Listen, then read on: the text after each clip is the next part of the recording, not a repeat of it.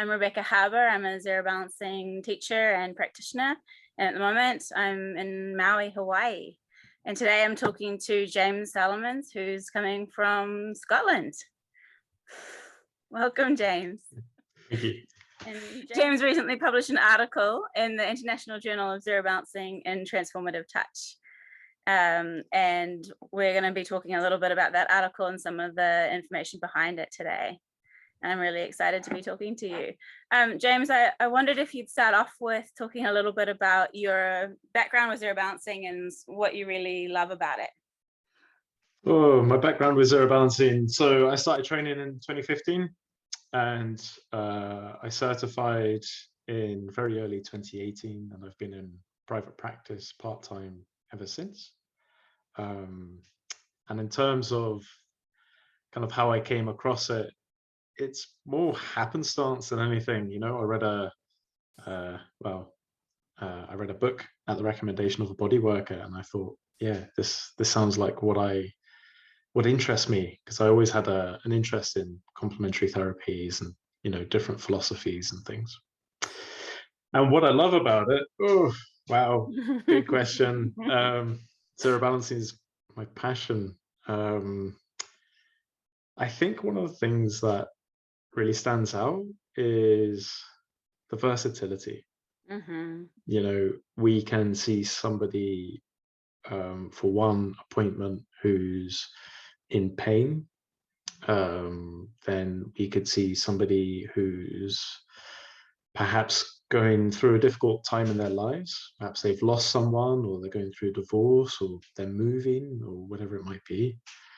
And other times, you know, people are looking for like refreshment and nourishment and life direction. And so I just love that. It's so, yeah, it's so versatile, and we can connect and help all these people. And yeah, it's amazing in that way.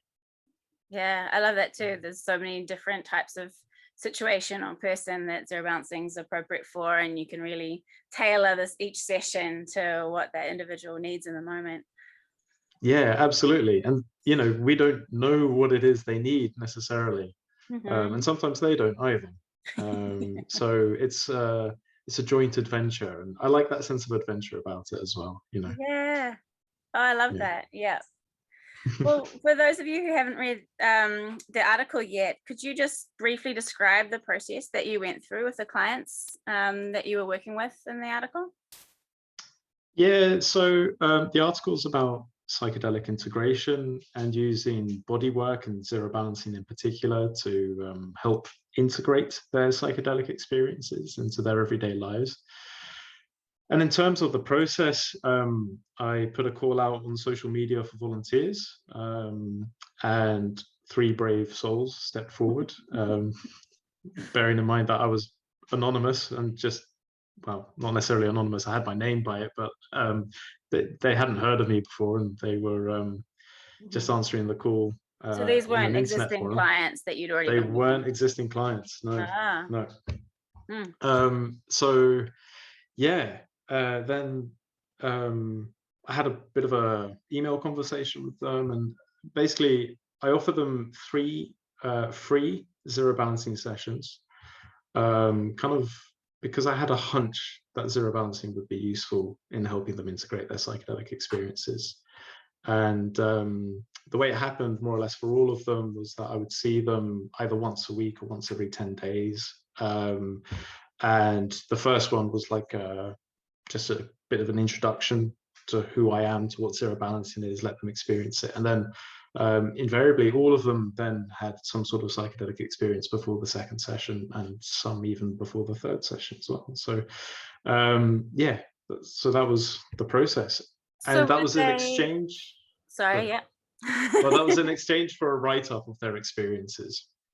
And I documented all that on my blog, but it ended up being like 5 articles by the time I was done. So I really wanted to kind of condense it down, and the result is the article for the International Journal of Zero Balancing and Transformative Touch.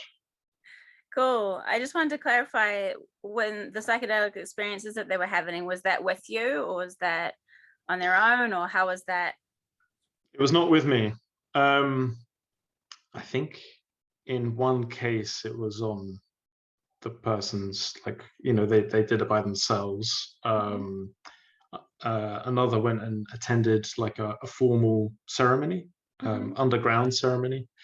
And the other person, I think they were sort of guided by someone that they knew and trusted. Okay. Yeah.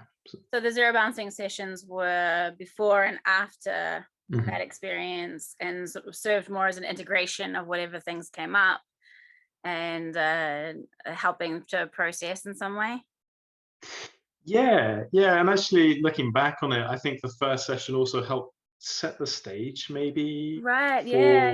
for Yeah. what happened in their psychedelic experience. I'm not sure if they would necessarily say that, but you know, healing's healing, and it doesn't matter really what the agent is that kind of propels it forward. So the way I saw it, it kind of all overlapped and intertwined, you know, the therapeutic psychedelic sessions that they had and the body work that we did.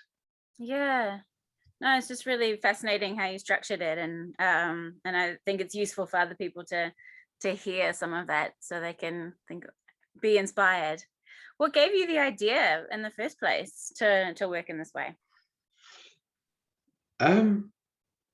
So over the years, I've watched a lot of YouTube videos, read a lot of articles, because of my own history with psychedelics in my late teens and early 20s.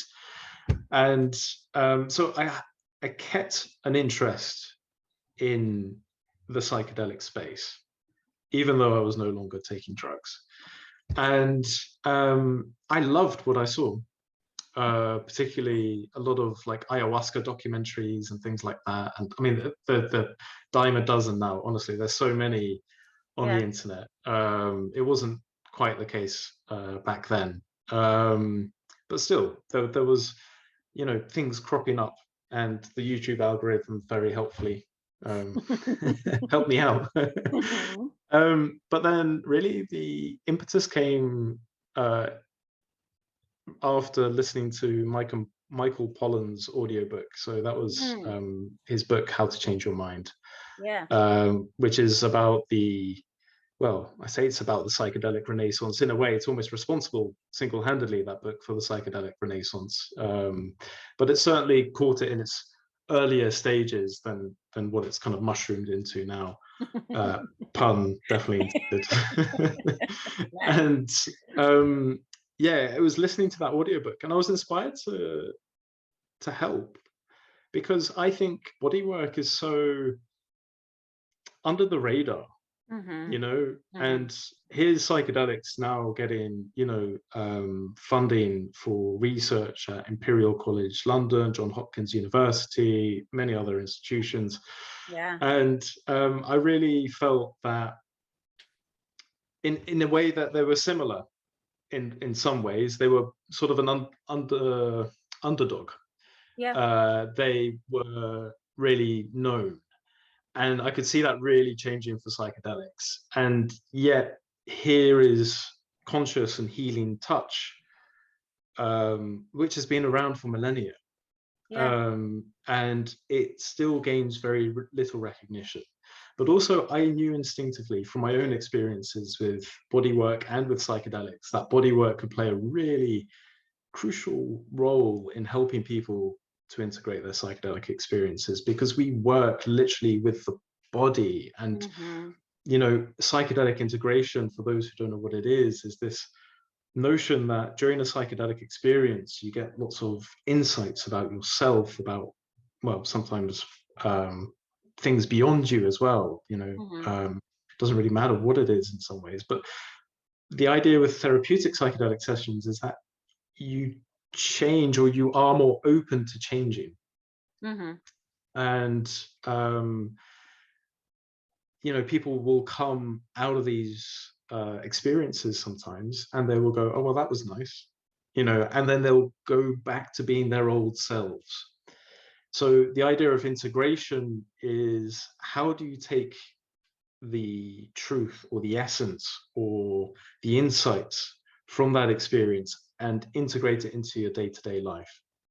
Now, the body is the vehicle through which we live our day-to-day lives. So I knew that by working with the body, and especially from zero balancing training, that we could, if you will, tune into what the direction it is that they wanted to grow. Yeah. And help them to amplify that.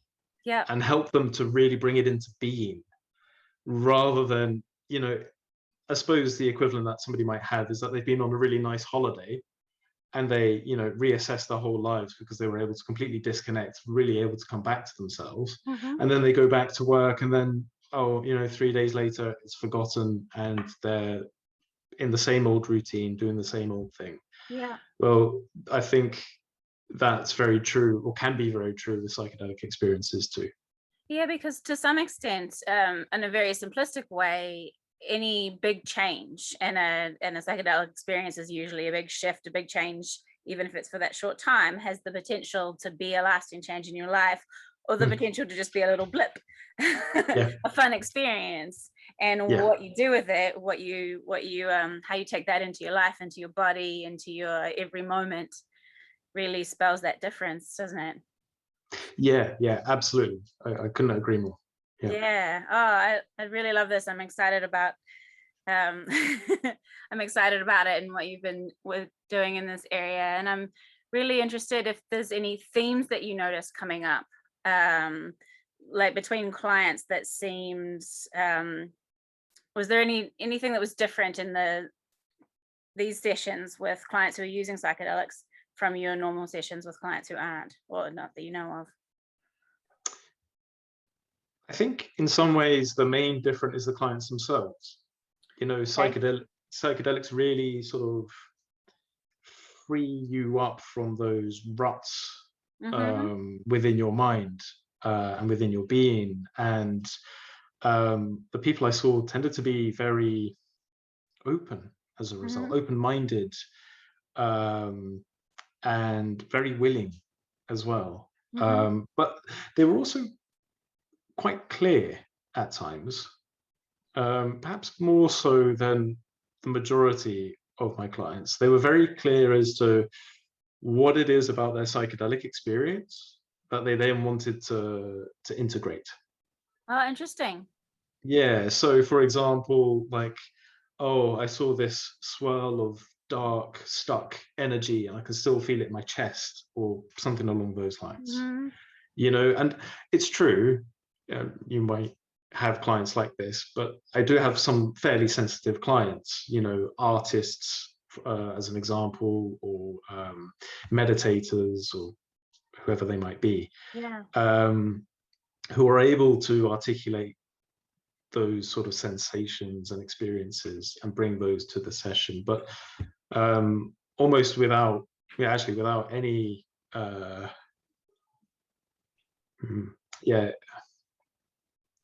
sorry, just lost my train of thought. But there was no one who came to me who wasn't clear about what it was from the experience. And it sounds like you didn't need to guide them into that language as much, in that way of that sensitivity. Like, they were already there, they already had language around it, they already knew how to communicate and felt confident communicating it. I mean, even though they realized how weird it might sound, but because of my own experience with psychedelics, and also because of my experience with working with people's energy as well as their structure, to me it didn't sound weird at all. And I think that helped them feel more at ease as well. And so these are one thing I would not... say, well, the one thing I would say though is that was the session straight after, well, not straight after, but let's say within several days after their experience. The sessions after that, they tended to kind of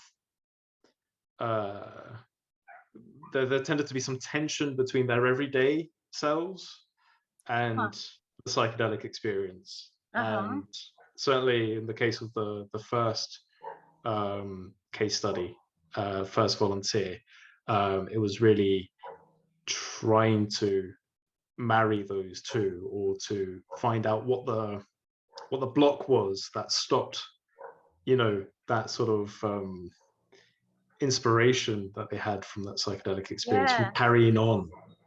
And did it feel like the session was able to work with that and support that process? Yeah, absolutely. So it seems like these are definitely all people who've had experience with psychedelics before. Like, this is part of their life. This isn't a new experience for them.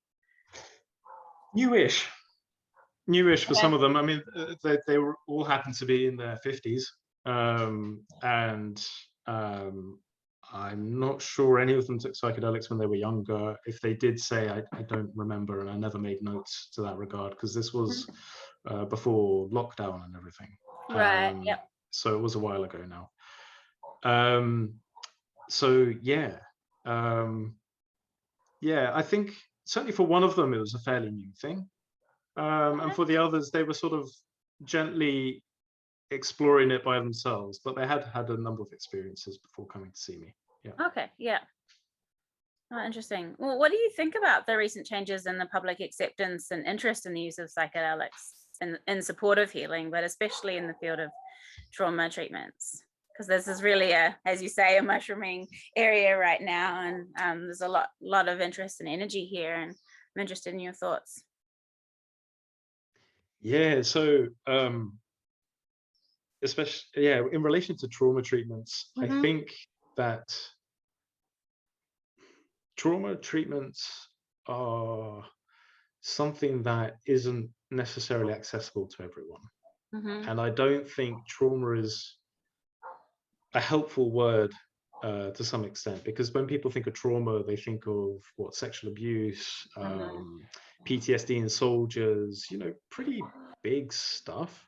Yeah. And I think one thing I would like to see is that traumas have a small t as well as a capital T, and that there's a whole spectrum. Yeah.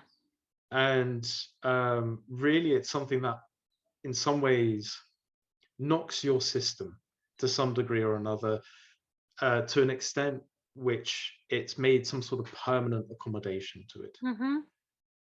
And that can be something really small, especially in your formative years when you're trying to gain your sense in the world and all that kind of stuff. So the perinatal, the postnatal stuff is really crucial in terms of how it forms the person.